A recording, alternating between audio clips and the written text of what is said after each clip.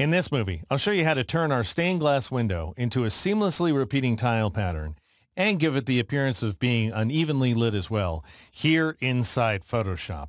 And technically, this is something you can pull off inside of Illustrator. I just like the experience inside Photoshop better. So I'll go ahead and switch over to Illustrator. And the first thing we need to do is figure out how big of a document we need in order to create a seamlessly repeating tile pattern. And we can do that with Smart Guides turned on. So go to the View menu and make sure Smart Guides are active. And then go ahead and select the Rectangle tool. And apparently I'm on a bad layer here. So I'll go ahead and select the expanded layer here inside the Layers panel. And then I'll drag from the top left corner of this top left star all the way down to the top left corner of the bottom right star. And notice if I get this in exactly the right location, I can see a heads-up display that's telling me the width value is 422.5 points and the height is 422.51. Well, I think we can safely assume we have a square here and that it is 422.5 points. So having determined that, just write that down or whatever, and then press the backspace key or the delete key on the Mac to get rid of that rectangle. And then press Control A or Command A on the Mac in order to select all of your artwork, and then go to the Edit menu and choose the Copy command, or of course you can press Control C or Command C on the Mac. Now let's switch back over to Photoshop and go to the File menu and choose the New command, or just press Control N or Command N on the Mac. And make sure your background contents are white and that the color mode is RGB color. I recommend that you change the color profile from sRGB, if that's what you're seeing, to Adobe RGB. You're just going to get more saturated colors. And then increase the resolution value to 300 pixels per inch. And now I want you to switch width and height from pixels or inches or whatever it is to points. And the points we're looking for are 422.5 for both the width and the height. That will do. And then click OK in order to create that document. All right, now go to the Edit menu and choose Paste, or you can just press Control V or Command V on the Mac, at which point Photoshop will ask you how you want to paste the Illustrator art. We want a smart object, so go ahead and select that and then click OK. And you'll end up with this artwork that's scaled to fit inside the canvas. That's not what we want. So go up here to the control panel, turn on the link icon right there, and change either the width or the height value to 100%, and then press the Enter key or the Return key on the Mac a couple of times in order to accept that change. And that is exactly the tile we're looking for. To turn it into a pattern, go up to the Edit menu and choose the Define Pattern command. And then let's just go ahead and name this thing Stained Glass or whatever you like best, and then I'll click OK. All right, now I'm going to create another new document just by pressing Control N or Command N on the Mac. This time I want to work with pixels, so I'm going to change the width value to 4,000 pixels and the height to 2,700. That just happens to work well on the screen. And then I'll change the resolution value to 300 pixels per inch. Again, we want RGB. Again, we want the color profile to be Adobe RGB, and then click OK. All right, now I'll go ahead and zoom in a little bit here. And then I'll go to the Layer menu, choose New Fill Layer, and choose Gradient. And I'm going to call this guy Reflected, let's say, and I'll click OK. And this is going to serve as the lighting layer, by the way. And so I'll go ahead and click on the gradient bar right there to design my own gradient. I want it to be altogether opaque, so I'll go ahead and click on this top right opacity stop, and I'll change the opacity value to 100%. I do not want this particular color stop to be black, so I'll go ahead and move it to this location right there. It's 75%. You can see that location value. Then I'll click to create a new color stop, and I'll double click on it and change it to white, and then click OK. All right, now I'll duplicate the white swatch to a location of 50% like so. I'll bring this black swatch to a location of 25%, and then I'll duplicate this guy to 0%. And I'm duplicating, by the way, by Alt or Option dragging. All right, now you can go ahead and name this guy if you want to. I'm going to call it WKWKW for white, black, white, black, white. And then I'll click on a new button to create that gradient, and then I'll click OK. Now I'm going to change the style to Reflected so we get even more black and white going. And I'm going to change the angle value to 165 degrees, which is just something I came up with as I was playing around. All right, now I'll click OK to accept that change. And notice the opacity value here in the layers panel. It's currently 100%. Also notice I have my rectangular marquee tool active, so I can just tap the 1 key in order to take that opacity value down to 10% so that we have just a little bit of brightness variation. All right, now I'm going to create my pattern layer by going up to the layer menu, choosing new fill layer and choosing pattern. And I'll go ahead and call this guy glass or what have you. Click OK. And notice that by default, Photoshop goes ahead and selects my most recently defined pattern. I can change the scale value if I want to. If I want to make it smaller, for example, I wouldn't recommend making it larger. Or I can just go ahead and drag inside the image window to reposition my pattern to a more desirable location. And then I'll click OK to accept that change. Next, I'm going to create some interaction between these layers by changing the blend mode right here from normal to multiply in order to produce this effect. And now I want to create some more interaction because this is pretty subtle so far by Alt or Option dragging this reflected layer to the top of the stack, and that'll go ahead and create a duplicate of that layer like so. And then I'll press the escape key so the blend mode here on the PC is not active, and I'll type 66, 2 6s in a row for 66% opacity, and then I'll change the blend mode from normal to this guy right here, soft light, in order to produce this final effect. And now I'll press Shift F in order to switch to the full screen mode, and I'll go ahead and zoom on in. And that's at least one way to light your stained glass window effect, expressed here as a seamlessly repeating tile pattern inside Photoshop. Hey gang, this is Deke McClelland. Welcome to Deke's Techniques. This week, we begin to celebrate Halloween with a timeless technique. In this movie, I will show you how to take these bats and combine them with this moon to create this bat face moon. Isn't he just the most lovable guy you ever saw? Don't you just want to reach out and hug him? Go ahead, you can. Aw, you guys are cute. Here, let me show you exactly how it works. All right, here's the final spooky bat face moon, just so you have a chance to see it on screen. In all, we're going to be compositing a series of 3 different files, all of which come to us from the Fotolia image library, about which you can learn more and get deals at fotolia.com/Deke. I'm going to go ahead and switch over to this base image, which is the grunge paper file, and I'm going to darken it up using a brightness contrast adjustment layer. And so I'll go up to the layer menu, choose new adjustment layer, and then choose brightness contrast. And I'm going to call this new layer darkness and then click OK. All right, now I'm going to make things as dark as possible where the specific adjustment layer is concerned by taking the brightness value all the way down to 150 and cranking the contrast value all the way up to its maximum of 100. And then I'll go ahead and click on the word normal in the upper left corner of the layers panel, and I'll change the blend mode to multiply in order to create this nice dark effect here. All right, now let's add the moon by going to the moon file, and then armed with my rectangular marquee tool, I'll go ahead and right-click inside the image window, and I'll choose Duplicate Layer, and then I'll just go ahead and change the document from moon to grungepaper.jpg, and I'll click OK. And now if I switch back to the grunge paper file, we can see that we have a new layer that contains the moon. I'm going to go ahead and rename this layer moon, and now I'm going to mask it to get rid of the black around the edge of the moon. And the reason is I want to apply a layer effect around the moon, so I've got to have a nice edge. And just to make sure that we have a perfect circle that we can scale anytime we want, I'm going to add a vector mask, and you do that by dropping down to the Add Layer Mask icon at the bottom of the Layers panel, and instead of clicking on it, you press the Control key or the Command key on a Mac, and you click. And instead of a pixel-based layer mask, that will give you a vector mask. Now let's go ahead and draw a mask using a shape tool, namely the ellipse tool right here. And you want to make sure up here on the far left side of the options bar that you're seeing the word path. So if you're seeing shape as by default, go ahead and click on it and choose path instead. And that way you will add a path to your vector mask. And I'm just going to go ahead and kind of slop something in here like that. And the reason is because this is a vector-based path outline, I can modify it anytime I want to using, for example, under the edit menu, the free transform path command. And now what I can do is just kind of move these edges outwards so I can see the black universe around the moon.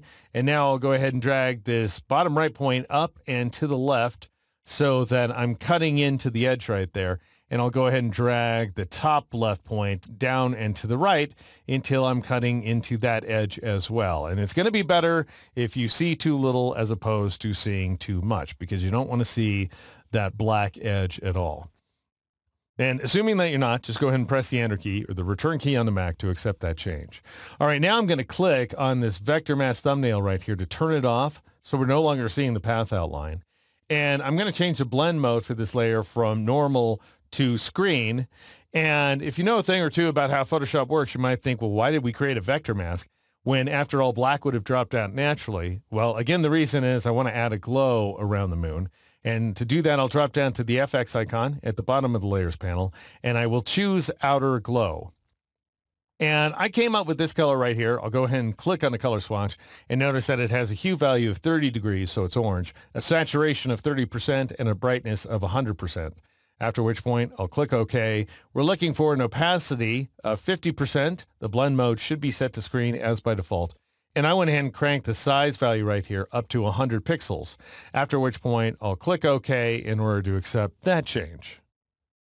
All right, now it's time to add the bats, so I'll go ahead and switch over to this file. And as you can see here, I've relegated each one of the bats to an independent layer. And so I'll go ahead and click on the top one and shift-click on the bottom of the 3 independent layers. And then I'll switch back to my rectangular marquee tool, and I'll right-click somewhere inside the document and choose Duplicate Layers. And then I'll change my document name to, once again, grungepaper.jpg. After all, that's where I'm building my layered composition, and I'll click OK. And now if I switch back to that document, you can see that I have this trio of bats. All right, now I'm going to click on the bottommost bat, the one that's called Smile Bat right here, and I'm going to turn off the other 2 bats so I can just focus on that one bat that will represent the smile. And now, because I need to apply a few transformations, such as scaling and rotating and so forth, I'll go ahead and convert this layer to a smart object by right-clicking in it and then choosing Convert to Smart Object like so. And that way, every transformation I make will be non-destructive. Now I need to see through the bat to the moon in the background. And as many of you know, the best way to drop out that white background is to change the blend mode from normal to multiply in order to produce this effect here. All right, now I'll Control or Command drag this guy down to about there. And now what you want to do to rotate the bat is go up to the Edit menu and choose Free Transform. And we're going to be using this command a lot, so I urge you to memorize the keyboard shortcut. It's pretty easy. It's Control-T or Command-T on the Mac. And now I'll go ahead and drag outside the bat in order to rotate him. And in the end, I came up with the rotate value up here in the options bar of exactly 40 degrees, at which point I'll go ahead and press the Enter key or the Return key on the Mac in order to accept that change. Now I want to bend him into a smile, and so we're still inside the free transform mode, which means that I can click on this warp icon right here in order to switch to the warp mode, and then I could change the warp to arc, and I could bend this guy. But notice that he's not bending in the proper way here, and that's because his bounding box is now at an angle as a result of the fact that I rotated him. All right, so this is not what I want to do, which means that I'll just go ahead and change the warp style to none, and then I'll press the Enter key or the Return key on the Mac a couple of times in order to apply that transformation. What we need to do to reset this bounding box is to put this guy inside yet another smart object. And you can't do that by right-clicking at this point. It's just not possible. So what you have to do instead is go to the Layers panel flyout menu right there and then choose Convert to Smart Object like so. So in other words, we're putting the bat inside of another smart object so that this time when I press Control-T or Command-T on the Mac, you can see that we have an upright bounding box. At which point, I'll go up to the warp icon and click on it once again, and then I'll change the style of the warp to arc, and I'll go ahead and drag this handle up here at the top down in order to warp the bat into a kind of smile. Now, the bend value, the specific bend value that I'm looking for up here in the options bar is negative 50%. And then after applying it, I'll go ahead and press the Tab key just to make sure Photoshop knows what I'm up to. And then I'll click on the warp icon again to switch back to the standard transformation controls. Now, the idea is anytime you warp an object, especially to this degree, you're going to expand it. It's going to become bigger. And so what we need to do is shift drag one of these corner handles in order to reduce the size of the bat. And in the end, I went ahead and clicked on this link icon between the width and height values, and I changed either one of them to 54%. And then I tabbed over to the rotate value and changed it to -10 degrees. Now, the thing to note when you're applying multiple transformations to a single layer that's trapped inside multiple smart objects, you are technically applying a destructive modification. So that's just something you should be aware. But it's not really that destructive, and I don't know how else we would accomplish this with any degree of control. All right, now I have some specific position values in mind. That is the X and Y values right here. You want to make sure, if you're working along with me, that the center point inside this reference point matrix is selected. Then click on the X and change it to 1632, and then tab over to the Y and change it to 1384, and that will put the bat exactly where it needs to be, at which point you can press the Enter key or the Return key on the Mac a couple of times to apply that change. All right, now let's turn on IBAT2, which is going to be the right eye, incidentally. And I'll go ahead and click on that layer to select it. I'll Control or Command drag this guy over here. He needs to be a smart object, so right-click inside him with the rectangular marquee tool and choose Convert to Smart Object.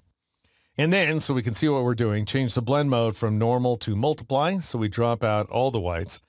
And then, if you're working on a PC, you'll need to press the Escape key, so the blend mode is no longer active, and then press Control-T or Command-T on the Mac to enter the free transform mode, and go ahead and rotate this guy so he's upright. And I came up with a rotate value of 78 degrees. I also went ahead and turned on a link between the width and height values, and I changed either one of them to 56%. So we have this nice little bat. All right, now press the Enter key or the Return key on a Mac a couple of times to apply that change. Now we need to warp him upward so he's a nice happy eye. And that means that I need to put him into yet another smart object by going over here to the Layers Panel flyout menu and choosing Convert to Smart Object. Now, press Control-T or Command-T again in order to enter the free transform mode. Go ahead and click on the warp icon up here in the options bar and change the warp method over here on the left-hand side to arc. And then you can just go ahead and drag this guy upward a little bit. And I'm looking for a bend value of 60%. After which point I'll press the Enter key or the Return key to apply that change, and then I'll turn off the warp icon so that it can see my scale and rotate values.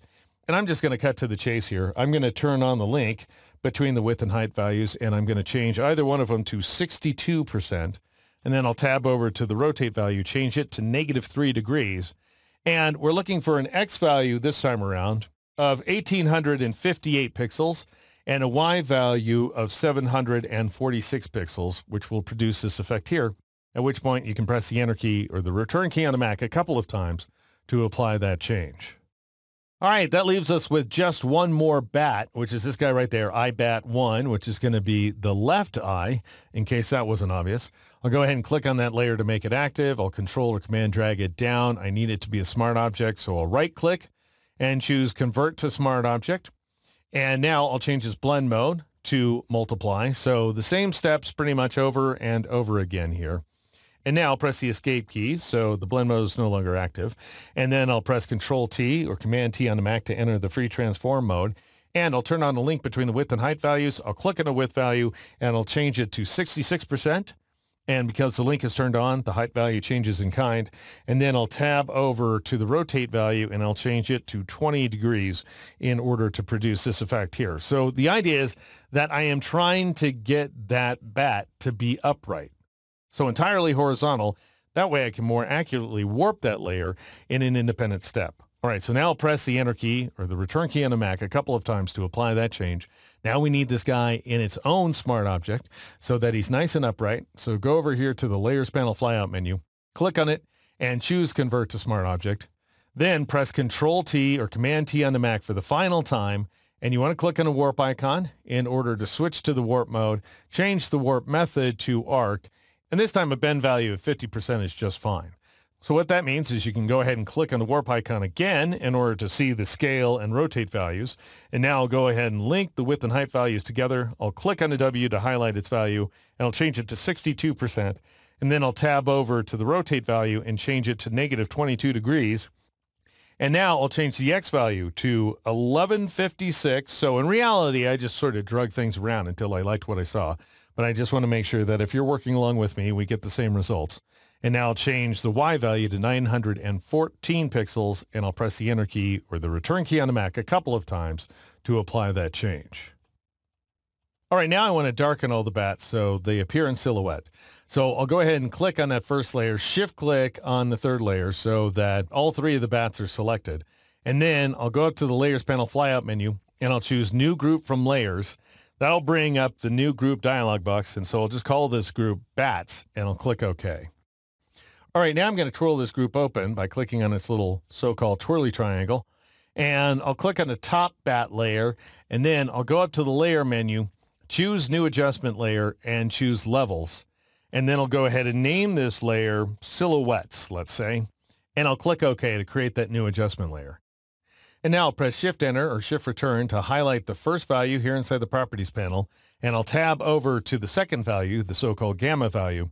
And I'll press Shift-Down arrow 5 times in a row to reduce that value to 0.5, which dramatically darkens the bats, but it also darkens the moon and everything else. And that's a function of the blend mode that's assigned to the bats group. And to see what that looks like, I'll hide the Properties panel, and then I'll click on that group, and you can see it's set to pass-through, which means any adjustment layers that are applied inside the group are just passing through to the layers below. That's not what we want. We want to contain that adjustment layer. And so one way to work is to change the blend mode to normal. But if you do that, you're going to get these areas of white around the bats. We don't want that. So just go ahead and change the blend mode to multiply instead, and you'll achieve this effect right here. And so even though all the layers are set to multiply, so is the group that contains those layers. And what that means is even if I went back to the bats and clicked on one and shift-clicked on the other and changed their blend modes to normal, that's not going to have any effect, because the group as a whole is set to multiply. Now I'll press Shift F in order to switch to the full screen mode, and I'll go ahead and zoom on in as well. And those are the many steps involved in creating a bat face moon, perfect for your Halloween decor, here inside Photoshop. All right, now if you're a member of lynda.com, and if you're not, lynda.com/Deke gets you 10 free days, and you're going to need them because I have not just one, not just two, but an insane 3 follow-up movies in which I show you how to create this cartoon bat in Adobe Illustrator, as well as this cartoon bat also in Adobe Illustrator, and then we'll combine them with this moon in order to create this cartoon bat face moon, which, while not as cute as this guy, he's just a goofball, is a lot more maniacal.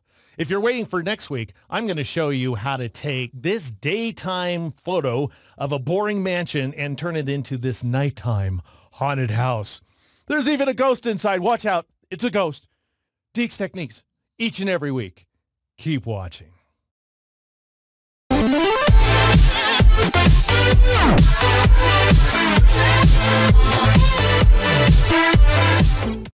In this movie, we'll begin the creation of a couple of symmetrical cartoon bats here inside of Adobe Illustrator. And the idea is that I want to eventually take them inside Photoshop so that I can transform my more or less photorealistic bat-shaped moon that we created in the previous movie into this more colorful, more obvious illustration here. All right, so I'm going to switch back to Illustrator. And what you should know is that in this movie, we're going to draw the head, which is shared by both of the bats. And then in the next movie, I'll show you how to create the bodies. I'm going to go ahead and switch over to the starter document here.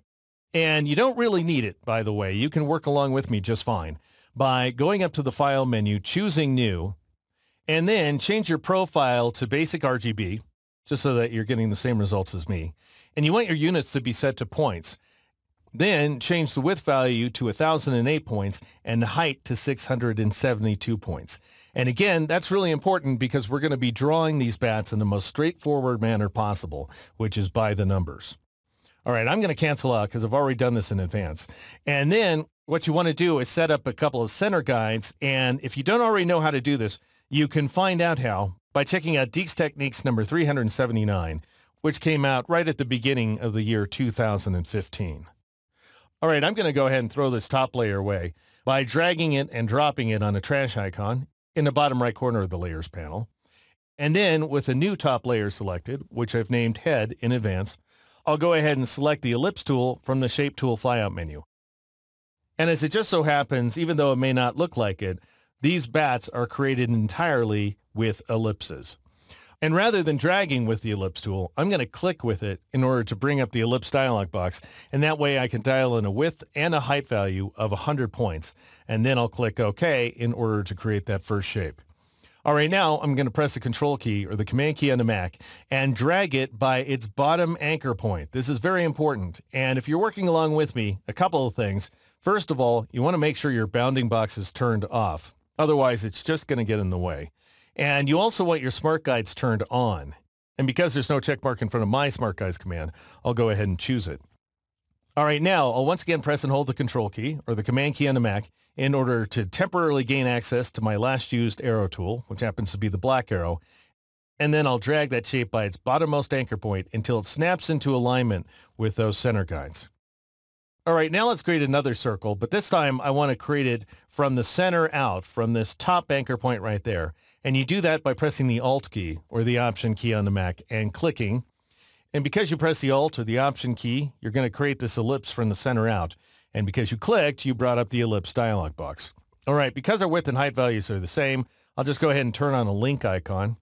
And that way I can change just one of them and the other will change in kind. And so I'm looking for a circle with a diameter of 52 points, at which point I'll go ahead and click OK. And you can see I have this nicely centered circle. Now it's a little bit too high, so I want to nudge it down 10 points. And the easiest way to do that is to just press Shift down arrow. But if that doesn't work for you, if you move it to some lesser extent, then go ahead and undo that nudge and press Control K or Command K on the Mac in order to bring up the Preferences dialog box here and make sure your keyboard increment is set to 1 point. Then click OK. All right, so that circle's just fine. It's exactly where it needs to be. So I'm going to go ahead and zoom in. And now what we want to do is draw the eyes. And to do that, you want to click once again with the ellipse tool. Big surprise there. Turn off the link icon this time. Go ahead and change the width value to 25 points and take the height value down to 15 points. So we get some narrow slits for the eyes. And then click OK, and you'll create this ellipse right there. And now what I'm going to do is press the Control key or the Command key on the Mac and just drag this guy up until it snaps into position. So notice that I'm dragging it by its leftmost anchor point, and I'm dropping it right there at the bottom of that top circle so that it snaps into alignment. All right, now I want to create another copy of this ellipse. So I'm going to press the Control key or the Command key on the Mac to get my last used arrow tool, and then I'll drag this shape by its center until it snaps into alignment with its own bottommost anchor point, at which point I'll also press the Alt key or the Option key on the Mac. So at this point, I have both the Control and Alt keys down. That's Command and Option on the Mac. And if you've done it right, you should see a double hollow arrowhead cursor, which is indicating that you're snapping and creating a copy. At which point, just go ahead and release to drop that shape into place. Now I'm going to press the V key to switch back to my black arrow tool for real. And I'm going to shift click on this top ellipse so that both of the most recent ellipses are selected. And now I want to find their intersections by going up to the window menu and choosing the Pathfinder command, which will bring up the Pathfinder panel. And then you want to click on the third shape mode icon in, which is intersect, and it'll give you this effect right here. All right, I'm just going to leave the Pathfinder panel up on screen because I'm going to want to come back to it in just a moment. I want to nudge this guy down and to the right, however, so I'll press Shift down arrow and then Shift right arrow. And now I want to rotate the eye a little bit by selecting the Rotate tool, and then you want to press the Enter key or the Return key on the Mac to bring up the Rotate dialog box. And notice that I have an angle value of 20 degrees, which is exactly what I want. If you turn on a preview checkbox, you'll be able to see the results on screen. And then just go ahead and click OK to accept that change. All right, now we need to create the other eye. And as I was saying at the outset, just to keep things as straightforward as possible, these bats are altogether symmetrical. So I'll go ahead and switch from the Rotate tool to the Reflect tool, and then Alt or Option click on this vertical guideline right here in order to bring up the Reflect dialog box. Turn on your preview checkbox, make sure axis is set to vertical so that you're creating a left eye from the right one, and then click on the Copy button. Or you can press Alt-Enter here on the PC or Option-Return on the Mac in order to create that second eye. All right, now press the V key to once again switch back to the black arrow tool. Go ahead and marquee your path outlines in order to select them, and you want to make sure you don't select the guideline. And to make sure that's the case, you can go up to the View menu, choose Guides, and then choose Lock Guides to turn it on. That command needs to be on. All right, now what we want to do is change the fill of our path outlines by clicking on this very first color swatch up here in the control panel. And once you see your swatches, just go ahead and click on the black swatch to fill all the paths with black. And then click on the second swatch, which represents the stroke, and change it to none. And then finally, you want to return to your Pathfinder panel here and click on the second shape mode icon, minus front, in order to subtract all the forward shapes from the larger circle in the background. And that, folks, is how you create this very simple cartoon bat face. In the next movie, I'll show you how to create each one of the bodies. In this movie, I'll show you how to draw the bodies for our cartoon bat silhouettes. And believe it or not, we'll be doing so using little more than Illustrator's ellipse tool. And it's all with the intention of taking the silhouettes into Photoshop in order to create a cartoon version of our bat face moon. Now, as you may recall, we already drew the very simple head in the previous movie. To give myself a little more room to work, I'm going to press Control-0 or Command-0 on the Mac to zoom out. And our first step is going to be to create a big circle that represents the perimeter of these wings. But before I do so, because this one head is shared by both bodies, I'm going to create a new layer directly above the guides layer. So I'll go ahead and click on the guides layer, and then I'll drop down to the little page icon at the bottom of the layers panel, and I'll Alt or Option click on it to force the display of the layer options dialog box.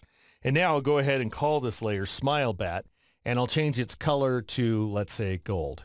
And then I'll click OK. All right, now, if you're working along with me, go ahead and select the Ellipse tool from the Shape Tool flyout menu, and then click anywhere inside the document in order to bring up the Ellipse dialog box and change both the width and the height values to 600 points. And that will create this big circle.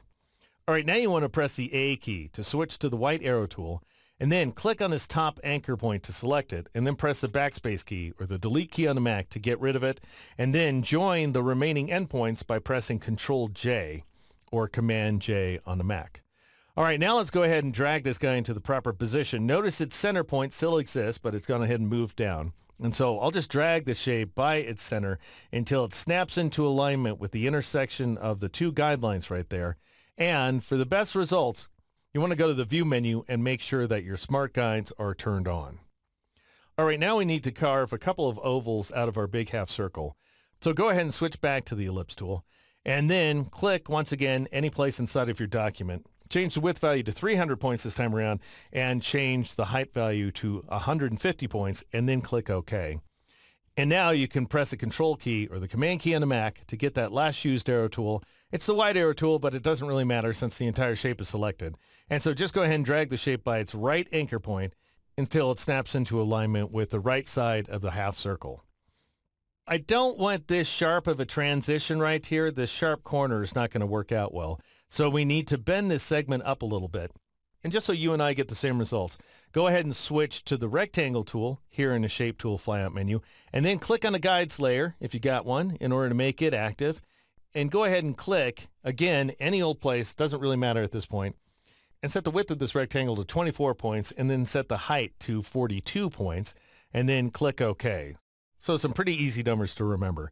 And then press the A key to switch back to the white arrow tool, and go ahead and drag this guy by its upper right point right there until it snaps into alignment with the top of that half circle. Can you see the snap happen?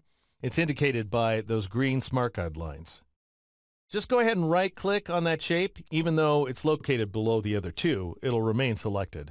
And then choose Make Guides in order to turn that rectangle into a guideline. Now click on this segment, the one belonging to the short squat ellipse, and grab that control handle right there and drag it until it snaps into alignment with the bottom left corner of that rectangular guide that you just drew. And that's going to give us a kind of lopsided shape. We don't care. It's going to work out beautifully. All right, now we need to create another elliptical area right here next to the bat's head. And so go ahead and switch back to the ellipse tool, and then click again any old place inside the document. And this time we're looking for a width value of 100 points and a height value of 120, at which point click OK in order to accept that change. Go ahead and press the Control key or the Command key on the Mac in order to get your last used arrow tool, and drag this left-hand anchor point until it snaps into alignment with the top of the bat's head, and then press Shift down arrow twice in order to scoot that shape down 20 points. All right, now I'm going to press the V key to switch back to my black arrow tool, and I'll go ahead and shift click on this lump of a shape here. And then I'll go ahead and select the reflect tool from the rotate tool flyout menu. All right, now just go ahead and alt click or option click on that vertical guideline. Make sure the axis is set to vertical, that the preview is turned on, and then click on the copy button. All right, now notice how these various sort of elliptical shapes here end up describing this curvy diamond right here in the middle. We're going to need that to go away as well. So switch from the ellipse tool back to the rectangle tool, and then drag from the center point right there up and to the right until you snap into alignment like so. So you want to snap to the center of the top two shapes as well as the center of this right-hand ellipse right there. All right, now we've got all the shapes we need, so just go ahead and zoom back out. And then I'll select all the shapes on the smile bat layer by clicking in the upper right corner of the layer here inside the Layers panel. And now what you want to do is swap the fill and the stroke. So press Shift-X to make the fills black and the strokes white. And now we need to get rid of the strokes by clicking on the second swatch up here in the control panel and changing it to none. All right, now we need to combine all these paths together by going up to the window menu and choosing Pathfinder, which will bring up the Pathfinder panel, and then click on the second shape mode icon, minus front, and that will subtract all the most recent shapes you drew from that very first half circle. All right, now we need to sculpt the bottom of the bat wings. So I'm going to go ahead and zoom in here. And now I'll once again select the ellipse tool from the shape tool flyout menu. And then I'll just click down here. And this time I'm looking for width and height values of 36 points, at which time you can click OK. And now I want to be able to align this guy by his arc right there at this location. And so I'm going to give myself an anchor point there by going up to the object menu, choosing path, and choosing add anchor points. And that's just going to double the number of anchor points associated with this path. And now press the Control key or the Command key on the Mac to temporarily access my last used arrow tool, which happens to be the black arrow. And I'll go ahead and drag this guy by that new point and snap it into alignment with the bottom of the wings. All right, from this point on, we're just going to kind of wing it, if you will. And so I'm going to click inside the document to bring up the ellipse dialog box, and I'm going to change both the width and the height values to 120 points, and then I'll click OK. And I'm going to press Control Y or Command Y on the Mac to switch to the outline mode, and that way I can see through all these path outlines. And now just kind of Control or Command drag this guy to right about there. It might not necessarily snap into alignment or anything like that. You just want to make sure, I'll go ahead and zoom in here so you can see what I'm talking about. You're better off having it where it is right here, where it's going to sculpt into this circle. You don't want it out here where it's going to leave a flat end, if that makes any sense. It will in a moment. All right, so I'll go ahead and drag this guy to about there, let's say, and then I'll zoom out a little bit so I can better see what I'm doing. And I'll create another circle by clicking right about there, let's say.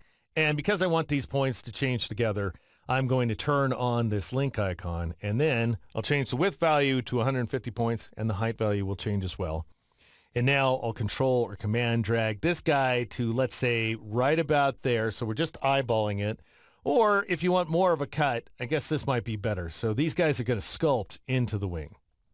All right, now I'll go ahead and press the Control key or the Command key on the Mac, and I'll click on this guy to select it. And now I'm going to make a duplicate of it by still having the Control or Command key down.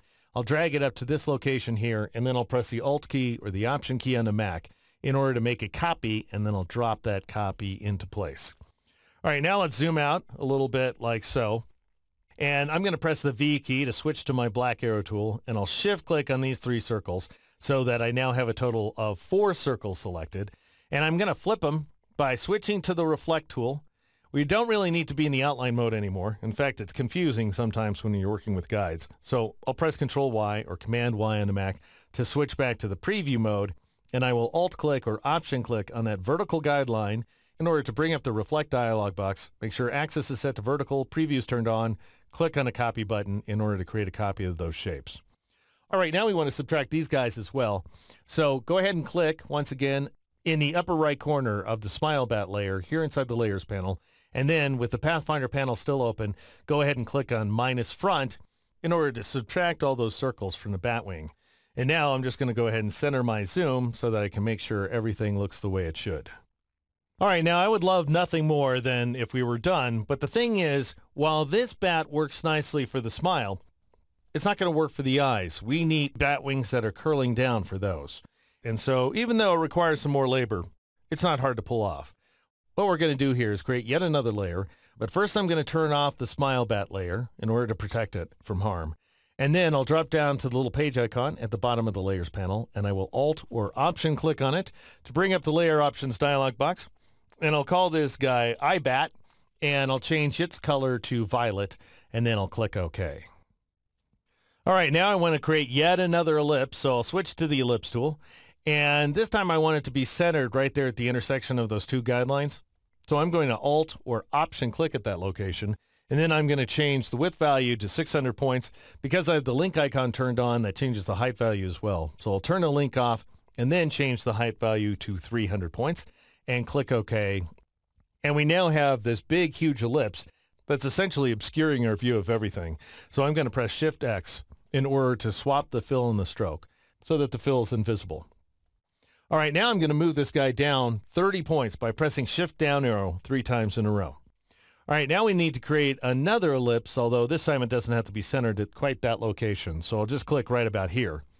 And I will change the width value to 300 points, and I'll change the height value to 220, and I'll click OK. And then I'll press the Control key or the Command key on the Mac, and I'll drag this bottom anchor point until it snaps into alignment with the intersection of the two guidelines.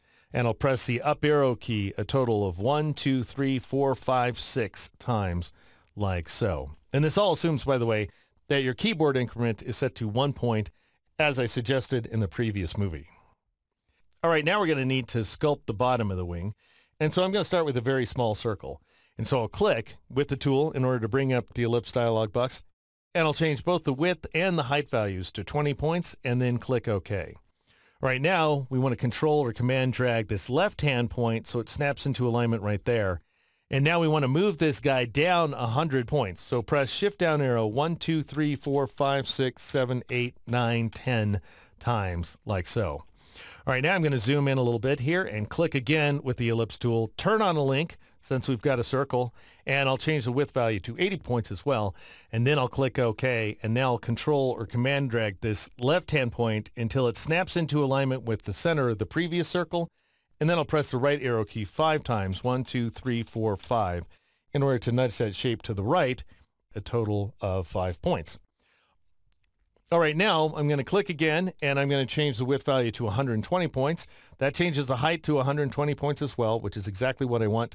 So I'll just go ahead and click OK.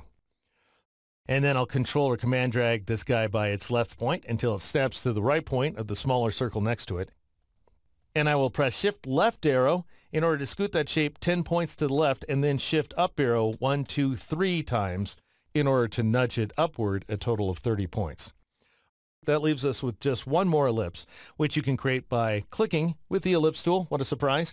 And this time, turn the link icon off and change the width value, and only the width value, to 160 points, by which I mean leave the height value set to 120, and then click OK.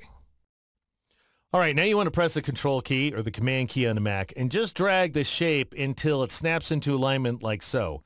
So the top of this shape should snap into alignment with that horizontal guideline, and the right side should snap into alignment with the right side of the large ellipse, at which point you can go ahead and release that guy, and then press the down arrow key a total of 3 times, 1, 2, 3, and then press Shift right arrow to nudge it to the right 10 points.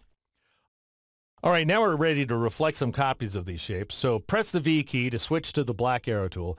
Go ahead and marquee these 4 ellipses down here, the 3 circles and the ellipse, and then press left arrow, maybe 3 times in all, in order to nudge these shapes to the left. And then I'm going to switch back to my Reflect tool, and I'm going to Alt-click or Option-click on that vertical guide in order to bring up the Reflect dialog box. All my previous settings are still in force, so I'm just going to click the Copy button in order to create a copy of those paths like so. All right, now I'm going to zoom out so I can see everything. And I'm going to select all the ellipses on this layer by clicking in the upper right corner of that iBat layer here inside the Layers panel.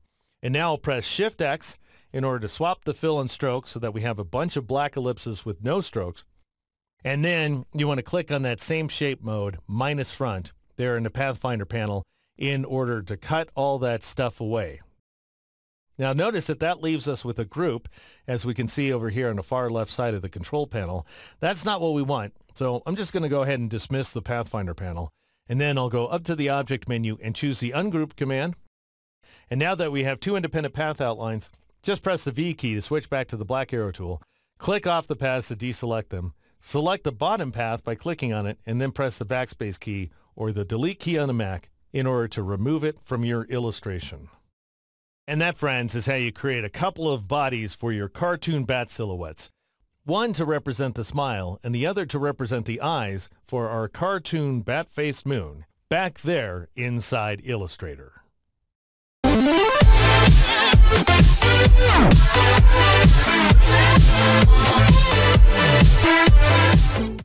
In this movie, we're going to create this colorful cartoon version of this gleeful, if slightly menacing-looking bat-faced moon. And we're going to do so based on a sleepier photorealistic moon that we created a few movies ago. But we need to start things off by copying our bat silhouettes inside Illustrator. So I'll go ahead and switch over to Illustrator, and you can see that we're looking at the bat that we created over the course of the previous two movies. I'm going to turn off the eye bat layer and turn on the smile bat layer in order to start things off. And then I'll zoom out a click because in the course of creating that colorful composition inside Photoshop, I discovered that the smile wasn't quite wide enough. And so I'm going to remedy that by pressing the A key to switch to the white arrow tool. And then I'll go ahead and marquee this top left anchor point, and I'll shift click on the top right one so that both of them are selected. And now I'm going to move them apart from each other using the scale tool. And then just go ahead and Alt-click or Option-click at the intersection of those two guidelines in order to bring up the scale dialog box. And I came up with a uniform value of 130%. And you can see how that moves each one of the anchor points in an opposite direction, at which point I'll click OK in order to accept that change. It also, however, flattens out this curve right here, which is not a good thing. So I'm going to create another custom rectangular guide using the Rectangle tool. And I'm going to create this guide on the Guides layer by first selecting the Guides layer down here at the bottom of the Layers panel, and then I'll just click to bring up the Rectangle dialog box. And these are the values that I found work nicely: a width of 85 points and a height of 45 points, at which time you can click OK in order to create that rectangle. Then press the V key to switch back to the black arrow tool and go ahead and drag this guy by his bottom right point until he snaps into alignment with this point on the bat. And I'm going to zoom out a little bit so I can do the same thing on the other side. I'll go ahead and drag the bottom left point until it snaps into alignment like so, if I can get it there.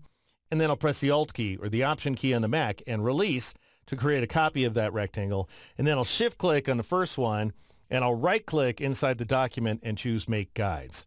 And that'll go ahead and turn both those rectangles into custom guides as we're seeing here. At which point you may say, why in the world did you do that, Deke? Well, that's going to give us a guide for the control handle, which we can adjust by pressing the A key to switch to the white arrow tool, and then go ahead and click on a segment in order to select it and drag this control handle until it snaps into alignment with the top left point in that custom guide. And now go ahead and do the same on the other side. Just go ahead and click on this segment to select it and drag its handle until it snaps into alignment as well. And now if you zoom out, you'll see that we have some much better looking curves.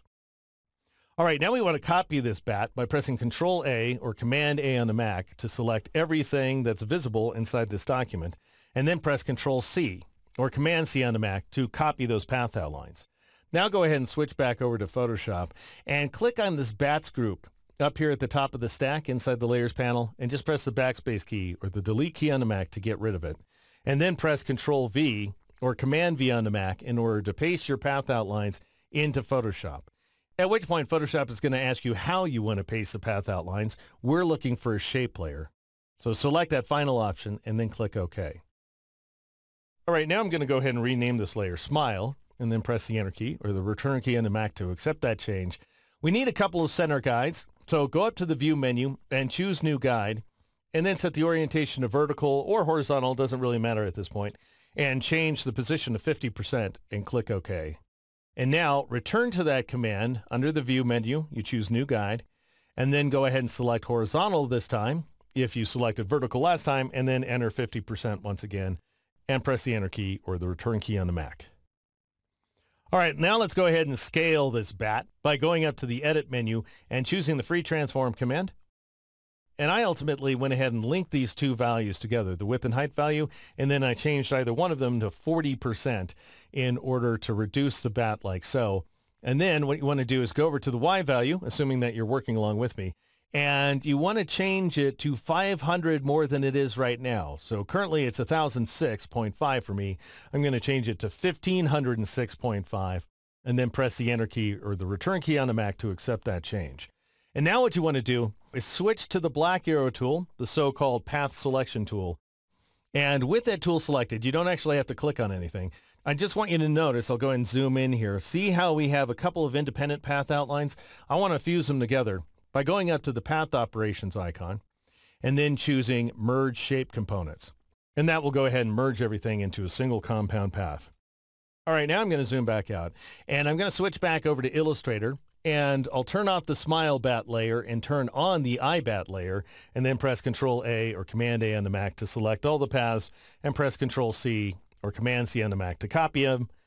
Then I'll switch back to Photoshop and press Control V or Command V on the Mac.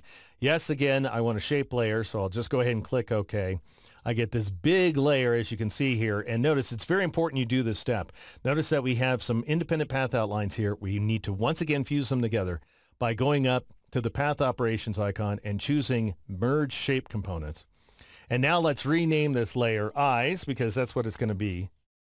And now I'll return to the Edit menu and once again choose Free Transform. Now it appears as Free Transform Path, and that's because the arrow tool is active, which is fine. This time I went ahead and took the width and height values down together, so I want to turn on a link icon to 24%. And then what you want to do is drag this guy while pressing the Shift key to the left until it snaps into alignment with that center guide like so. And then go up to the X value, which reads 1169 for me. Just go ahead and take 100 pixels off by taking it down to 1069. And then finally, we want to rotate this guy 20 degrees like so. So just go ahead and change that rotate value to 20 degrees if you're working along with me, and then press the Enter key or the Return key on the Mac a couple of times to apply that change. All right, now we want to go ahead and zoom in a little bit here because I need to flip a copy of this bat by clicking on him with the black arrow tool. And now we want to transform this guy at the same time that we duplicate him. So you have to use a keyboard shortcut. There is no command. And that shortcut is Control-Alt-T or Command-Option-T on the Mac. And now notice this little center point right there, that target. Just go ahead and move it till it's aligned with that vertical center guide. And then right-click anywhere inside the image window and choose Flip Horizontal in order to flip a copy of that bat, and press the Enter key or the Return key on the Mac to accept that change, and then click off the bat outline to deselect it.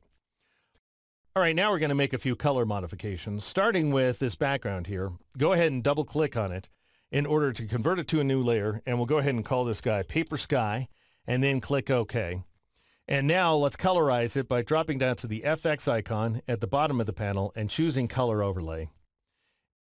These are the settings I came up with, which is to say if you click on the color swatch, I changed the hue to 210, the saturation to 33, and the brightness to 100%. Now I'll click OK. And you want to leave the opacity cranked up to 100% and change the blend mode to color. And then click OK to accept that change. And that makes the background look pretty great, though I have to say the moon doesn't look good at all. Which is why we need to stroke and colorize the moon by clicking on that moon layer right there, and then drop down to the FX icon and choose stroke. And I'm looking for a black stroke that has a size of 6 pixels and a position of inside. So here's all the settings we're going with. And now click on Gradient Overlay to apply a gradient. This is in no way, shape, or form the right one though. So I'll go ahead and click on the gradient bar, and I'll select one of the default gradients, which is this guy right here, orange, yellow, orange. Its name isn't showing up when I hover over it, but that's what it is. We don't want this orange color stop, however, so I'll go ahead and delete it, and then I'll move the yellow all the way over to the left, and I'll double-click on it in order to change its hue value from 60 to 55, so we just want to warm it up a little bit. And then I'll double-click on the orange and change its hue value to 30 degrees. A saturation and brightness of 100% are fine. Then click OK, then click OK again, and change the style to radial, like so, and then you want to change the blend mode from normal to multiply in order to produce this effect here, at which point you can go ahead and click OK in order to invoke that change. All right, I no longer need those center guides, and they're kind of getting in my face. So I'm going to go up to the View menu and just choose Clear Guides to get rid of them. I can always recreate them later if I want. And now I'm going to press the M key to switch back to my rectangular marquee tool up here at the top of the toolbox. And that way we just can't mess up the path outlines with the black arrow tool. And now I'll click on the eyes layer and shift click on the smile layer so that they're both selected here inside the layers panel. And now I'm going to rotate them and move them into place by once again going to the edit menu and choosing free transform. And now I'm going to change my rotate value up here in the options bar to -20. And that way this eye right here, this bat, is straight up and down, which I like. And now you just want to drag this face to wherever you want it to be. And to me, that looks pretty darn nice. I like the mouth being down toward the bottom of the moon. And then, assuming you like the effect, go ahead and press the Enter key or the Return key on the Mac to apply that change. All right, now I'll press Shift F in order to switch to the full screen mode, and I'll go ahead and zoom in on my moon as well. And that, friends, is how you create a crazy, colorful cartoon version of our bat-faced moon just in time for Halloween, using a combination of Illustrator along with Photoshop. Hey gang, this is Deke McClelland. Welcome to another special Halloween edition of Deke's Techniques, in which I show you how to take this boring photograph and turn it into this spooky haunted mansion, complete with these lit up windows and this bat-faced moon. Starting in this very movie, in which I show you how to convert day into night inside Camera Raw, or Lightroom if you prefer. Here, let me show you exactly how it works. All right, here's the final nighttime version of the scene, complete with these lit up windows, as well as the bat-faced moon. We're going to start off inside of this photograph, which comes to us from the Fotolia image library, about which you can learn more and get deals at fotolia.com/Deke. Now, we're going to convert this image from day to night using Camera Raw. And so one option is to open the image directly in Camera Raw by going up to the File menu and choosing Browse in Bridge, and then inside Bridge, you would right-click on the image and choose Open in Camera Raw. Or, if you have Photoshop CC, you can do what I'm going to do, which is to apply Camera Raw as a filter. Now, I want to apply it as a non-destructive smart filter, so I'm going to start by converting this image to a smart object. And so the first thing I'm going to do is double-click on the background here inside the Layers panel, and I'll go ahead and name this new layer Mansion, and then click OK. And then, armed with my rectangular marquee tool, I'll go ahead and right-click inside the image and then choose Convert to Smart Object. All right, now that that's done, I'll go up to the Filter menu and choose Camera Raw Filter. And that will go ahead and bring up Camera Raw as we're seeing right here. Now, I don't have a problem with the white balance, so I'm going to leave it alone. But I do have a problem with the brightness, of course. So I'm going to click in the exposure value and press Shift down arrow twice to take the value down to -1. And then I'm going to crank the contrast value up to its absolute maximum of +100. I'm going to take the highlights value down to its minimum of -100. And then I'll tab to the shadows value and take it down to -50. Now I want to bring back the whites, so I'll just take that value up to 20. And it's tempting to manipulate the blacks value, but if you press the Alt key or the Option key on the Mac and click and hold on that slider, then you'll see that we've got an awful lot of clipping, and we've got clipping going all the way to black in all 3 channels. That's why we're seeing black on screen. Really doesn't help to raise that blacks value any, as you can see, but it does end up brightening the image quite a bit, which I don't want, so I'm going to go ahead and take the blacks back down to 0. It's tempting to take the clarity value up to, let's say, +100, just to get a sense for what's going on. But if you do that, where this specific image is concerned, we're going to get a ton of haloing, which is not what we want. And that's because this image really isn't actually in that great a shape in the first place. So what I'm going to do instead is zoom back out. Notice all this stuff that's happening inside the trees. I don't want that. So I'm going to take the clarity value down below 0 to -50, in fact. All right, now a nighttime scene wouldn't have quite this much saturation, so I'm going to click in the vibrance value and press Shift down arrow a couple of times to take it down to -20. All right, now I'm going to zoom in on this detail right here once again, just by dragging inside the scene. And you can see that we've still got some haloing left over. That's probably the result of in-camera auto sharpening. And to try to remedy the problem, as well as all the color noise inside of this image, I'll go ahead and switch over to the Detail tab. I'll make sure that the sharpening amount value is 0. We don't want any additional sharpening. But I am going to drop down to the noise reduction options here to luminance and take that value up to 50. And then I'll tab down to the color value and take it up to 50. Then finally, I'm going to crank the color smoothness value all the way up to 100 so that we have the smoothest coloring possible. And you can see as a result, our halos have calmed down a little bit. All right, now I'm going to zoom back out by pressing Control-0 or Command-0 on the Mac. And I'm going to switch over to my HSL grayscale panel here. And I want to be looking at the hue subpanel. And the idea is there's a couple problems with this image. The grass is way too green at this point. It wouldn't look this green at night. And we've got some weird colors up here in the upper right corner of the sky. And to adjust for those colors, I'm going to take the greens value all the way down to -100, which is going to make the grass look yellower. And then I'll go ahead and take the aquas value all the way up to +100, which is going to make the upper right corner of the image more blue. All right, now we want to darken up the perimeter of the image, and we're going to do that by switching to the effects panel right here. And then I'm going to take this vignetting amount value down to -50 is what I'm looking for. And I'm going to leave the other values set to their defaults like so. And that is it. Now I'll just go ahead and click OK to accept that change. And you can see that this has done a remarkable job of turning what is quite obviously a daytime scene into one that will pass for night. And it's going to look even better when we line up the windows and throw in the bat-faced moon. Now, you might look at this and say, gosh, I'm not sure this is the most convincing nighttime scene. It looks more like Twilighty or something, which is why, if you're a member of lynda.com, and if you're not, lynda.com/geek gets you 10 free days. I have count them, three follow-up movies in which I show you how to light up the windows, and then we'll add the bat-faced moon along with a couple of additional bats. And then finally, I decided that we should add a ghost in the window. If you're waiting for next week's non-Halloween episode, so sad, I'm going to show you how to combine this image along with this one in order to create this custom dual brush inside Photoshop. Deeks techniques each and every week. Keep watching.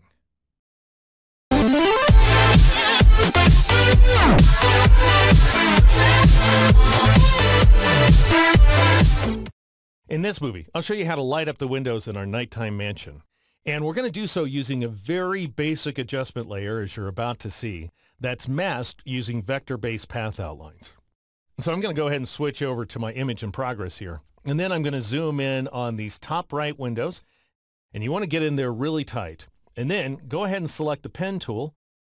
And we're not going to do anything scary with it. We're just going to be clicking to create corner points. Now you have the option of drawing paths around each one of these window panes here, which would mean you'd have to draw 4 paths. Or you can just draw one big one and then subtract these 2 strips of wood away, which involves just 3 paths, which is the way I'm going to work. So I'll go ahead and click right about there in order to set the first corner point, and then I'll click in this corner, then down here. And so you can see I'm just surrounding all 4 of the panes of glass right there. And if you don't get a point in exactly the right location, for example, this top left point doesn't look right to me, then press the Control key or the Command key on the Mac to get the white arrow tool on the fly. And then just go ahead and click on that point to select it. And then you can press an arrow key to nudge it to a better location. And I'm going to also move this guy by Control or Command clicking on it and then pressing the up arrow key to nudge it upward. And if it's not exactly right, it's kind of hard sometimes to decide where these points really go. Don't worry about it too much. Bear in mind that you're way zoomed in. Everything's going to look great when you zoom out. All right, now I'm going to click here and over here along this horizontal stretch of wood here. And then I'll click down there and over here as well. And then I'll go ahead and close up the shape. And now I'll do the same around this vertical bit of wood. Now this edge is obviously too far out. So I'll Control or Command click on this anchor point.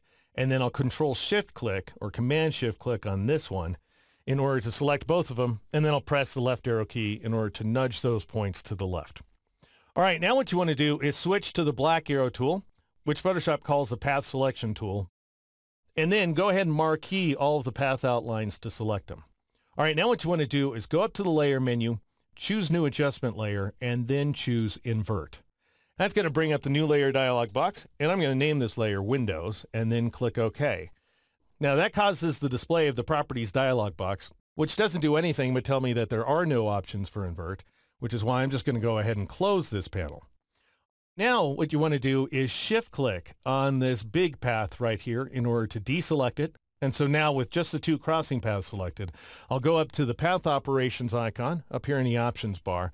I'll click on it and then choose subtract front shape in order to subtract the wood from the windows. Now that's pretty much how all of the other windows work, incidentally, except for these three down here, which are all a little more interesting. And so I'm going to go ahead and zoom in here, very tight, as you can see. And I'm going to start by selecting these guys using the pen tool. So I'll go ahead and switch to the pen tool once again. And you want to make sure that your vector-based mask is selected here inside the layers panel. That's very important. And if it isn't, just click on it. And then I'm going to create a point down there and one very high, like so. That'll just allow me to make sure the tops of all the windows are properly aligned. And then I'll click down at this location and back over here. And it looks like this point might be too far to the left. So I'll control or command click on it and press the right arrow key to nudge it to the right. And then I'll click up here, down here, along the bottom, and up the right-hand edge, and then over the top. And now it looks like this bottom left point isn't far enough to the left. So I'll go ahead and control or command click on it, and I'll press the left arrow key. I'm just going to click around this guy like so in order to get everything in place. And I'll control or command click on this point, I think is the one that's off actually. And I'll go ahead and nudge it up, let's say. All right, now we need to trace these top arching windows. And we're not going to do so by creating smooth points with the pen tool. Instead, I'm going to surround those windows with the ellipse tool. So I'll go ahead and click and hold on the rectangle tool here and choose the ellipse tool from the flyout menu. And next, you want to change this first option here from shape to path so that you're editing the vector-based mask instead of creating a new shape layer. And now I'll just go ahead and surround this window, and you may need to use the space bar in order to adjust the positioning on the fly, as you see me doing right here. And then once you think you have things in place, just go ahead and release the space bar and finish surrounding that window. And then let's go ahead and trace this guy as well. And even though these look like circles, they're actually just near circles, they're ellipses. So I'm not pressing the shift key in order to constrain the shapes. All right, now we want to subtract this area between the windows here. And I'm going to do that once again using the pen tool. And so I'll just go ahead and click here, click over at this location, click down here someplace, and then click over here. And that looks like that's a little too low, so I'll press the up arrow key to raise it, and then I'll close the shape. All right, now what you want to do is press the A key to switch back to that black arrow tool, click on the path just to make sure it's selected, and then go up to the path operations icon once again and choose subtract front shape. All right, now we need to subtract away these poles, and we're going to do that using the simplest shape tool that there is, which is the rectangle tool. So I'll go ahead and select it, make sure it's set to path over here on the far left side of the options bar, and then just go ahead and surround each one of these poles. And again, if you need to adjust the position of the shape on the fly, just go ahead and press the space bar. It works with the rectangle tool just as well as it does with the ellipse tool. And now I'll go ahead and surround this third pole like so. And then I'm going to press the A key to switch back to my black arrow tool. This guy over here on the right is selected, so I'll just go ahead and shift click on these two to select them as well. And then once again, return to the path operations icon and choose subtract front shape. All right, now I'm going to go ahead and zoom out here by pressing Control-0 or Command-0 on the Mac. And just to save us a little bit of time and effort, I've created the other path outlines in advance. And to get to them, if you're working along with me, just go ahead and click on that mansion layer so that our existing vector-based mask doesn't get in the way. And then you want to switch over to the Paths panel, where you'll find this More Windows item. You may also see a work path. If you do, just go ahead and drag that guy down to the trash in order to get rid of it. And then go ahead and click on More Windows in order to make those paths light up. And drag around all of them in order to select them. And now you just need to press Control-C or Command-C on the Mac in order to copy them. After which point you want to click off the path in this empty area of the Paths panel, that is, to turn the paths off. Now switch back to the Layers panel and go ahead and click on that vector-based mask once again, and then press Control-V or Command-V on the Mac in order to paste those paths into place. And then you can click off the path outlines to deselect them. And that, folks, is how you light up the windows in a dark mansion using nothing more than an invert adjustment layer masked using vector-based path outlines. In this movie, we'll take our dark mansion with its brightly lit windows, and we'll dress it up with this moon and a couple of bats. And so I'm going to start things off by switching over to the bat face moon composition from last week. And I'm going to select the moon just by dropping down to the circular vector mask here inside the Layers panel. And I'll control click on it here on the PC. That would be a command click on the Mac. Now I want to copy everything that's visible. So I'll go up to the Edit menu and choose Copy Merged. And that's going to copy a flat version of the moon along with these three bats here. Now I'll go ahead and move over to my lit Windows composition. And I'll click on the Windows layer, the top layer in the stack, to select it. And then I'll just press Control V or Command V on the Mac in order to paste that moon. All right, now I'm going to rename that layer Moon, of course. And now I need to scale the moon, but I want to do so non-destructively. So I'll right-click on the moon with my rectangular marquee tool, and then I'll choose Convert to Smart Object. All right, now we want to scale the moon, and the best way to do that is to go up to the Edit menu and choose the Free Transform command. And now just go ahead and drag one of the corner handles while pressing the Shift key to constrain the proportions of the moon, as well as the Alt or Option key in order to scale with respect to the center of the shape. And now I'm going to move this moon up to this location here. Now, in the end, I came up with width and height values, which is why I'm linking the two together, of 22%, like so. And I also have some specific position values. So I'll go ahead and click on the X here in order to select that value, and I'll change it to 698. And then I'll tab to the Y value and change it to 304. And then I'll press the Enter key or the Return key on the Mac a couple of times in order to apply that change. Now, I'm not really interested in the moon being this yellow, and so I changed its blend mode here in the top left corner of the Layers panel to the last one in the list, Luminosity, which does a great job of picking up the blues from the sky. All right, now I need to mask the moon into place, so I'm going to go ahead and turn it off for a moment, and then I'll go up to the Select menu and choose the Color Range command. And now what you want to do, notice this little area of clouds right here, these dark clouds.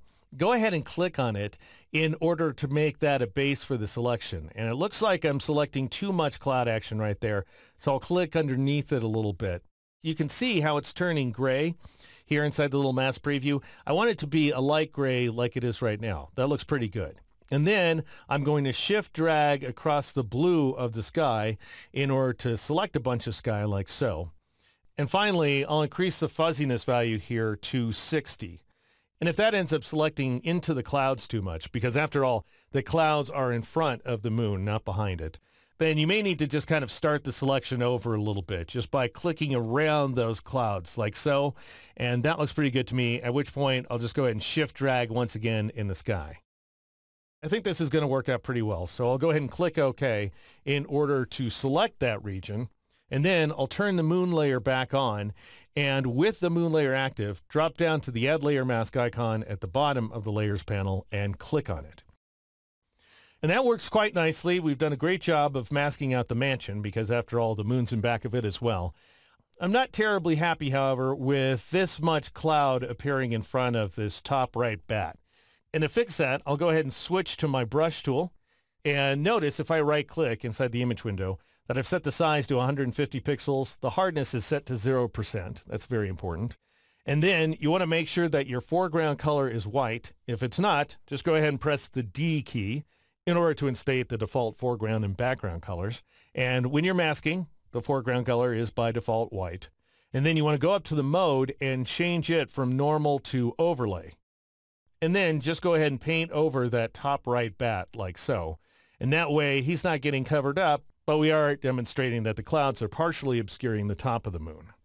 All right, now at this point I figured, gosh, it's a little suspicious that all three bats were appearing in front of the moon and we don't have any bat action elsewhere, which is why I created this file right here, 2 more bats. And by the way, this image comes from the Fotolia image library. It's not really this low resolution on the library. I just went ahead and scaled it in advance. And now I'm going to press the M key in order to switch to the rectangular marquee tool, and I'll right click inside this image and choose duplicate layer. And I'll go ahead and change the document to the litwindows.psd file, and I'll click OK. And now I'll just go ahead and switch back to that file. And as you can see, my bats are right here. So I'll go ahead and press the Control key or the Command key on the Mac in order to get my Move tool on the fly.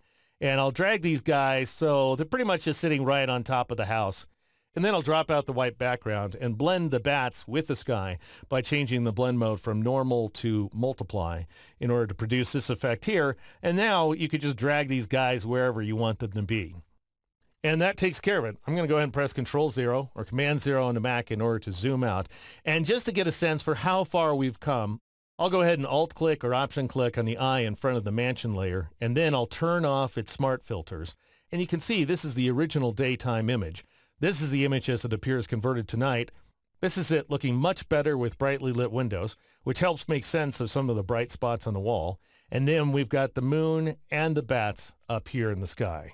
And now I'll press Shift F in order to switch to the full screen mode, and I'll go ahead and zoom in as well. And that's how you add a bat face moon along with a couple of extra bats to a nighttime sky here inside Photoshop.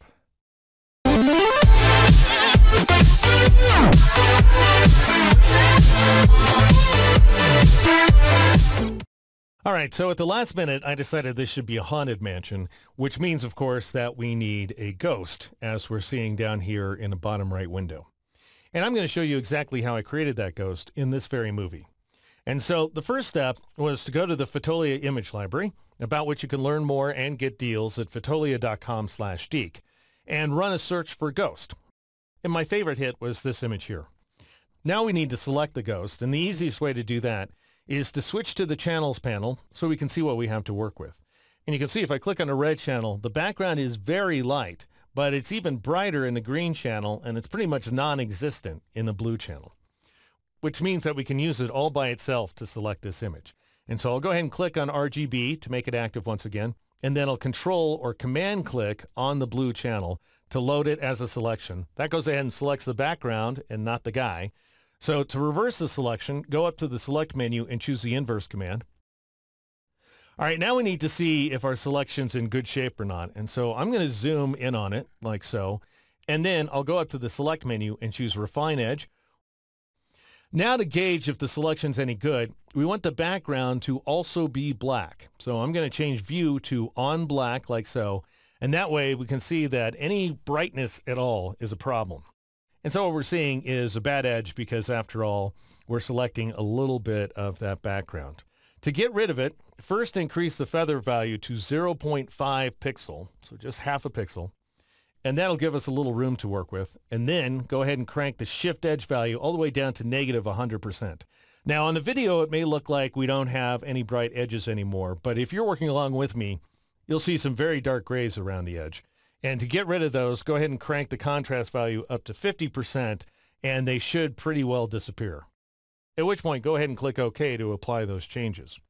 All right, now we want to copy the selection by pressing Control-C or Command-C on the Mac. Then go ahead and switch back to your composition so far and press Control-V or Command-V on the Mac in order to paste this guy into the center of the image.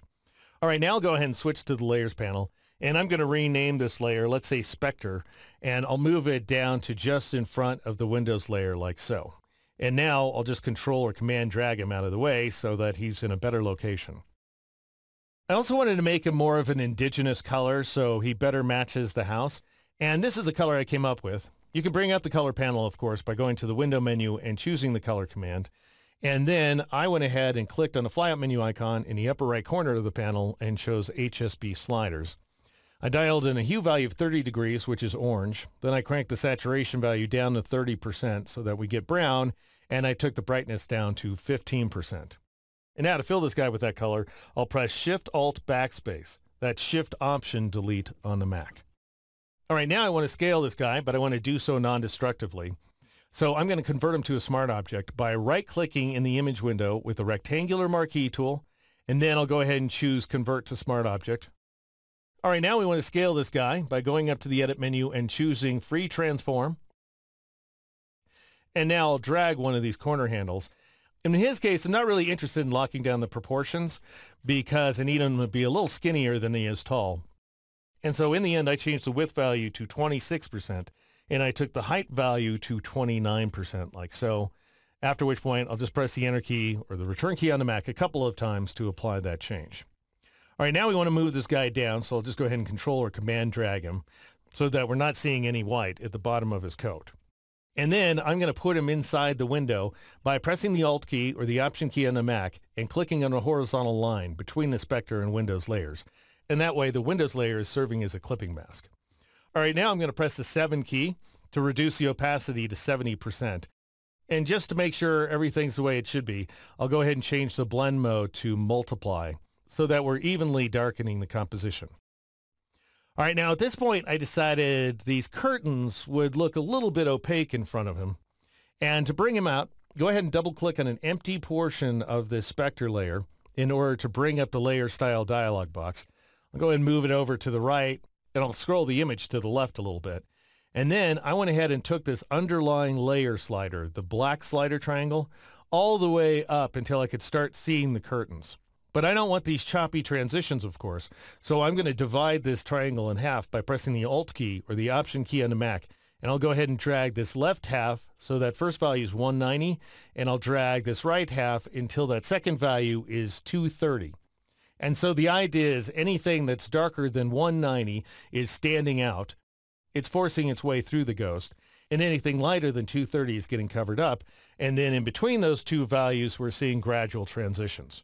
All right, this looks pretty good to me, but not perfect. I'm going to go ahead and click OK in order to accept this change. The problem is right there. We're missing some information, and that's because, you may recall, we inverted the windows in order to make them bright, and so there must be a shadow right here in the real windows. And to cover it up, I'm going to go ahead and click on the mansion layer to make it active. And then I'm going to select this region with the rectangular marquee tool, which is the curtains directly below this shadow. And then I'll jump these pixels to a new layer by pressing Control-Alt-J or Command-Option-J on the Mac. That'll bring up the new layer dialog box, so I can rename this layer Curtains, for example, and then click OK. And now I'm going to stretch the curtains upward by pressing Control-T or Command-T on the Mac for the free transform command. And then I'll position my cursor over that top handle, and I'll drag it upward like so until it aligns to the bottom of that wood frame. And then I'll press the Enter key or the Return key on the Mac to accept that change. And that's it. I'll go ahead and zoom out a little bit so that we can take in more of the composition. And I'll press Shift-F to switch to the full screen mode. And that is at least one way to add a ghost to your haunted house here inside Photoshop. Hey gang, this is Deke McClellan. Welcome to Deke's Techniques. This week, I'm going to show you how to combine this powder blast along with this dollop of oil paint to create what's known as a custom dual brush inside of Photoshop, which in turn will allow us to paint an organic brushstroke like this one right here, which really sums up my feelings today. I'm feeling friendly. Here, let me show you exactly how it works. All right, here's a brushstroke that I painted using that custom brush that we're about to create. I'll start things off by converting this glob of oil paint into a brush. And incidentally, all the images that we'll be seeing in this movie hail from the Fotolia image library, about which you can learn more and get deals at fotolia.com/Deke. Now, typically, you want your brush to be grayscale. That way you can infuse it with any color you like. And I'm going to do that by switching to the channels panel and then checking out each one of my red, green, and blue channels. And you can see that the one with the most contrast is the green channel. So I'll go ahead and click on it, and then I'll go up to the image menu, choose mode, and choose grayscale. And when Photoshop asks me if I want to throw away the other two channels, I'll go ahead and click OK, because of course I do. All right, now we need to increase the contrast of the paint by going up to the image menu, choosing adjustment, and then choosing levels. And the reason I'm working destructively as opposed to applying an adjustment layer is that I really don't care. This is not a permanent modification. So I'll just go ahead and change the black point to 80 so that any luminous level that's 80 or darker will become black. And then I'll tab my way over to the white point value and bring it down to 120 so that anything with a luminous level of 120 or brighter will turn white. And then I'll click OK. All right, now we don't want all this extra space around the brush stroke, so to get rid of it, go up to the image menu and choose the trim command. And then you can select either top left pixel or bottom right pixel. It doesn't matter. You definitely want to trim away all four edges. So make sure all the checkboxes are on and then click OK. Now to turn it into a brush, go up to the Edit menu and choose Define Brush Preset. And then let's go ahead and name this guy Oil Paint, let's say, and then click OK. All right, now for the second brush, I'll go ahead and switch over to this red powder image here. And again, I want to keep the green channel because it has the most contrast. So I'll go ahead and click on it here inside the channels panel. And then I'll go up to the image menu, choose mode, and choose grayscale. So the same steps as before. And of course, I do want to discard the other channel, so I'll click OK. Now I want to increase the contrast a little bit, and I'm going to do it from the keyboard by pressing Control L or Command L on the Mac. And then I'll increase the black point value to just 10. And then I'll tab over to the white point value and take it down to 235. And then I'll go ahead and click OK. And the reason for these small adjustments is I just want to make sure all of the background is white. All right, now I want to trim away all the excess image, all the uninterrupted white background. And I'll do that by going up to the image menu and then choosing the trim command once again. And then because all the settings are the same way they were a moment ago, I'll go ahead and click OK. All right, and finally, to make it a brush, go up to the Edit menu and choose Define Brush Preset. And let's go ahead and call this guy Powder Blast. I'm not the fastest typist, but there it is, and now I'll click OK. All right, now I'm going to create a new image by going up to the File menu and choosing the New command. And the reason I'm doing this is I want to be able to play around with my brush as I make it. So I'll go ahead and tab down to the width value, change it to 3000, and I'll change the height value to 2000. We're talking about pixels, incidentally. You can set the resolution to anything you want. It really doesn't matter. And then go ahead and click OK in order to create that new image. All right, now I'm going to select the brush tool. And now notice that Photoshop has already gone ahead and switched me to the most recently created brush, which ends up looking like this, which I have to say is less than spectacular. So I'm going to go ahead and press Control Z or Command Z on the Mac to undo that change. And then I'll go up to the Window menu and choose Brush in order to bring up the brush panel. All right, now what we want to do is click on Brush Tip Shape right there in order to select the base shape for the brush, which if you're working along with me should be that last brush you created, which is Powder Blast. I don't want it to be this large, however, so I'll go ahead and take it down to 500 pixels. All right, now notice the spacing value down here. If you increase the space, then you'll pull the dollops of paint away from each other so that they don't entirely overlap. However, I'm looking for a little bit of overlap, so I'm going to take that spacing value down to 30%. All right, now I'm going to turn off the smoothing checkbox because it's not really helpful unless you're upsampling the brush, which we're not. And then I'll go ahead and turn on the noise checkbox just to give the brush a little bit of grit. All right, now I want the brush to be able to scale on the fly. So I'll go ahead and click on Shape Dynamics to both select that option and turn it on. And now notice we have some new options over here on the right-hand side of the screen, including size jitter. And so I'm going to go ahead and crank that all the way up to 100%. Now, if you leave Control set to off, then you're just going to get random size variations as we're seeing down here. I want to be able to control the size using my stylus. So I'll change Control from off to pen pressure. And you're only going to be able to choose that option if you have a pressure-sensitive tablet. Now, Photoshop, for some reason, is not sensing my stylus. If that happens to you, if you have a drawing tablet with a pressure-sensitive stylus, then just go ahead and tap on your screen like so, and you'll see that little warning icon disappear. All right, now I'll press Control-Z or Command-Z on the Mac to undo that little brush stroke. And then I'll go ahead and click on the Dual Brush option right there. And what that allows you to do is mask a different brush inside your current one. And so I'm going to go ahead and select this guy right here, which is oil paint, as you can see. That 781 indicates the native size of the brush. But I want it to be smaller, so I'm going to take it down to 300. And for some reason, that doesn't quite work right if you type it in a row. So you kind of have to just watch what's happening on screen. And then I'm going to crank up the space value to 50%. And I'm going to scatter my brush to the tune of 200%. So we have a lot of random scattering going on. And I want it to happen on both axes. So I'll go ahead and turn on that checkbox. And the axes, by the way, are across and along the brush stroke. And finally, I'll go ahead and click an account value, and I'll press the up arrow key in order to raise it to 2. And I'll also turn off the flip checkbox. You can flip the brush if you want to, but it's not necessary. All right, now notice if I paint inside of the image here, we're seeing these gaps in the brushstroke, and those are gaps that occur between the newest one, between the dollops of oil paint that are masked inside of the powder blasts. And that's a function of setting the mode to color burn. If you go with any of these darkening modes, such as multiply or darken or one of the two burns, then you're going to mask one of the strokes inside the other. If you want to darken things up, ironically, what you have to do is switch to a lightening mode, such as color dodge, and then you end up with a more active brushstroke. What I want, however, is this guy right here, hard mix. So I'll go ahead and choose it. And that way we get some additional interaction going on.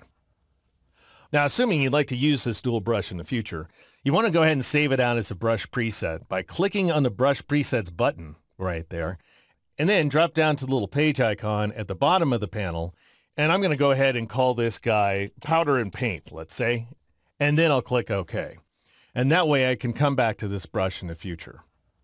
Now I'll go ahead and hide my panel, and I'll switch over to that image that contains the paper texture.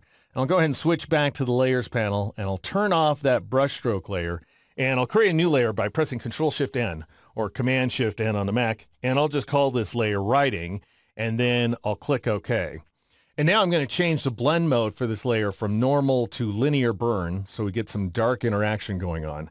And then I'm going to change my HSB values up here in the color panel. So if you're not seeing it, you need to choose color from the window menu. And if you're not seeing the HSB values, you want to click on the flyout menu icon and choose HSB sliders. And then I'm going to change the hue value to 44. I'll tab to the saturation value and change it to 77. And then I'm going to raise the brightness value to 55%. And now notice that I could just start in painting with my mouse like so. But that's pretty globby, so I'm going to use a tablet instead. I'm also going to scale the brushstroke down a little bit. So I'll just go ahead and press Control-Z or Command-Z on the Mac in order to undo that brushstroke. And I'll press the left bracket key a few times in order to take the size of the brush further down to 250 pixels. And I want you to see here inside the Brushes panel, that not only scales the big brush, the one that's ultimately in the background, but it also scales the second brush, the dual brush here, down as well. So in other words, it gets scaled proportionally. All right, now I'm going to hide the brush panel, and I'll just go ahead and write something on the screen here. And of course, you can use this brush in any old way that you like, but I'm just going to go ahead and write with it. And that, friends, is how you create a custom dual brush with which you can do anything that you like here inside Photoshop. All right, if you're a member of lynda.com, and if not, lynda.com/Deke gets you 10 free days, then I have a follow-up movie in which I show you how to take your custom brush, and we're going to give it some texture in order to produce this more gritty effect right here. If you're waiting for next week, we're going to take this gritty textured brush, and we're going to use it to paint a custom frame around a photograph. Deke's techniques each and every week. Keep watching.